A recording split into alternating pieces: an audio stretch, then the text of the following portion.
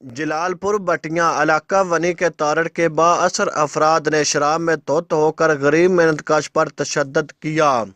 मोहम्मद सुमान नामी शख्स और उसके वालिद को तशद्दुद का निशाना बनाया गया। अली हमजा और हसन ने अपने साथियों के हमरा तशद्दुद का निशाना बनाया गया।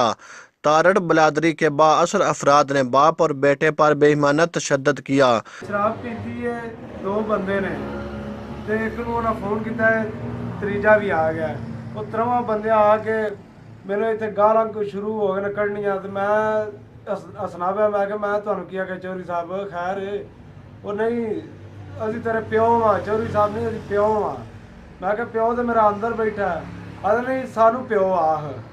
तो वो जी अबू मेरा भी बाहर गया उन्हें की मसला है तो तू मसले पूछन लग पे तो साड़ी हथी पै गए ने पता ही नहीं लगा।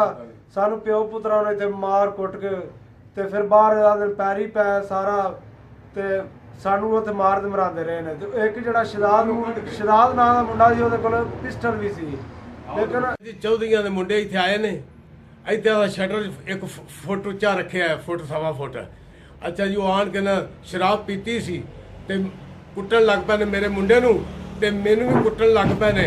मैं कहा मैं तो दिल का मरीज ते शुगर का मरीज ते किता तेरे पुत्र गोली मार के जावे। फिर मैं कहा मैनू गोली मार लो मेरे पुत्र नूं ना गोली मारिया जे। मैं कहा मैनू गोली मार छड्डो। अच्छा ऐसा मेरे रात आती हुई है तो फिर अंदरों कट के मार दिया जी भज के अंदर वट फिर अंदरों कट के बन्ने लै जांदा ते मारदा सानू मारी आउंदा यार। गरीब मेहनतकश के वालिद की मुद्दत में दरखास्त थाना वनी के तारड़ में दायर की गई। पुलिस थाना वनी के तारड़ बाअसर अफराद के खिलाफ कार्रवाई करने से गुरेज कर रही है।